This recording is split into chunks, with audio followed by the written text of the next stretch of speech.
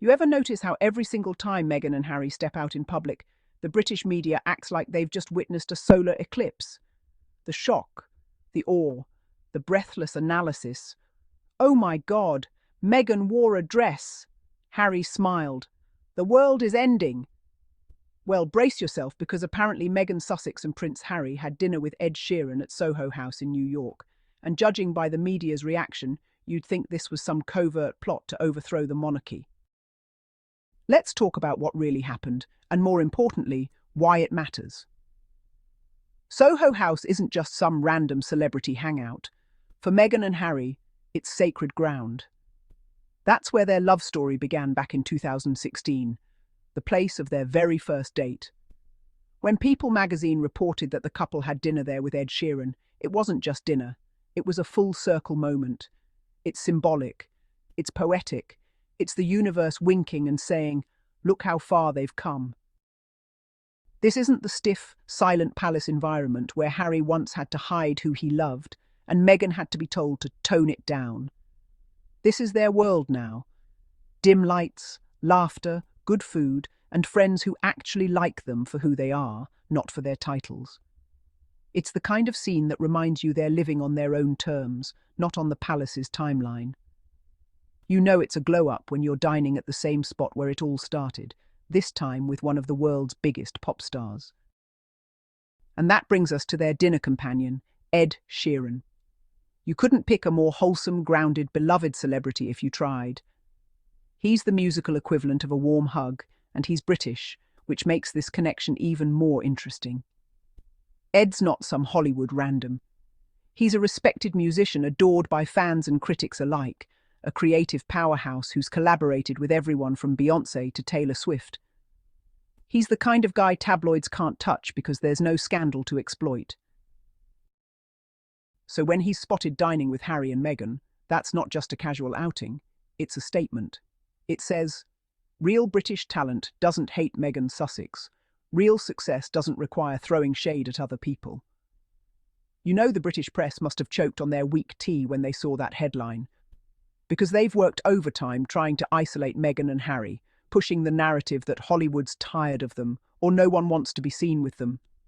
Well, surprise, turns out the people who actually matter, the global names, the respected creatives, have no problem being seen with the Sussexes. And let's not forget, Ed Sheeran has performed for the royals before, for the other side of the family. So this dinner with Harry and Meghan, that's basically him saying, I've seen both worlds and I know where the good vibes are. Picture it. Meghan, stunning as ever, in a strapless dress, effortlessly elegant. Harry, sharp but casual, suit on, no tie. Ed, classic in black, low-key but confident. The message is clear. Relaxed power. They're not trying to impress anyone, and they don't need to. No royal titles, no palace handlers, no fake smiles for photographers. Just grown, confident adults who've built a life that actually makes them happy. There's something incredibly freeing about that image. They look like a couple living, not performing. And isn't that what this entire journey has been about? Escaping performance, escaping control, choosing authenticity over obligation. This dinner isn't just a social moment, it's layered with symbolism. Soho House represents the origin story of their love. Ed Sheeran represents British success without cruelty. New York represents freedom and reinvention. Together, it's a narrative of reclamation. It's Meghan and Harry saying, you tried to tear us down, but here we are, still together, still thriving, still surrounded by people who choose us. That's exactly why the British media can't stand them. Because no matter what smear campaign they run, these two keep popping up looking unbothered, loved, and, dare I say, happy.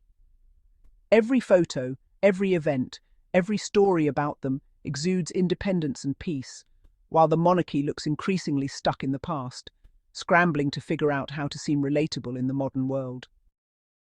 And you just know what's coming next. Somewhere right now, a royal expert is polishing their pearls and preparing a quote for the tabloids.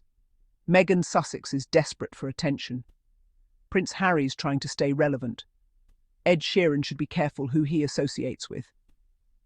It's practically a script at this point. They can't handle the fact that Meghan and Harry's public appearances generate global interest without royal endorsement. They don't need Buckingham Palace's press office. They have People, Variety, Forbes, and the New York Times. Meanwhile, over at the palace, we're still waiting for someone to explain why certain senior royals are out here getting booed in public or skipping major charity events because the crowds have thinned. But sure, let's focus on Meghan having dinner. It's always projection with them, criticising Meghan for the kind of attention they secretly crave. There's also something deeply intentional about Meghan and Harry's quiet confidence. They're not showing up to red carpets every week. They're not leaking photos or orchestrating pap walks. They move strategically, appear when it means something, and every time they do, it dominates headlines. This dinner comes right after their work with Project Healthy Minds, where they were honoured for their mental health advocacy. The timing is no accident. You go from being recognised for helping others heal to sharing a cosy, meaningful evening with close friends who actually lift you up. That's balance. That's peace. And peace is the one thing the monarchy's PR machine can't manufacture, no matter how many palace briefings they leak. Here's the bigger message this dinner sends, to their supporters and their critics alike. You can't cancel genuine people, you can't destroy purpose, and you definitely can't compete with authenticity. Because when you strip away the palaces and the titles and the press, what's left is character. And that's something Meghan and Harry have in abundance. They've faced relentless attacks, racism, betrayal and lies, and yet they still show up in love, in partnership and in purpose. That's not PR, that's resilience. Every move they make radiates intention and truth, while their detractors cling to bitterness disguised as tradition. So what do we take from this Soho House dinner with Ed Sheeran? That Harry and Meghan aren't just surviving, they're thriving. That the world they've built is real, fulfilling, and full of people who genuinely care about them. That their story isn't defined by the monarchy, it's defined by freedom. While the palace is still playing 1950s optics chess, Meghan and Harry are out here living like it's 2025, globally connected, grounded, and graceful. And let's be real, Ed Sheeran, choosing to share a meal with them, says what we've known all along. The people with real influence don't buy into the hate campaigns. They see through it. They see the strength, the grace, the intelligence, the compassion. They see a couple building something authentic, while the establishment still clings to an image that's cracking by the day. So while the tabloids scramble to spin it into something sinister, let's call it what it really is. A beautiful, simple reminder that love always wins. Every time Harry and Meghan step out, the world gets another glimpse of what grace under pressure really looks like. And every time they do, their haters reveal just how small and insecure they've become. Because no matter how loud the noise gets, Harry and Meghan's peace, purpose and partnership will always speak louder. And somewhere in Windsor, you just know there's a royal aide whispering, "We should have just let them be." But it's too late for that. They already are.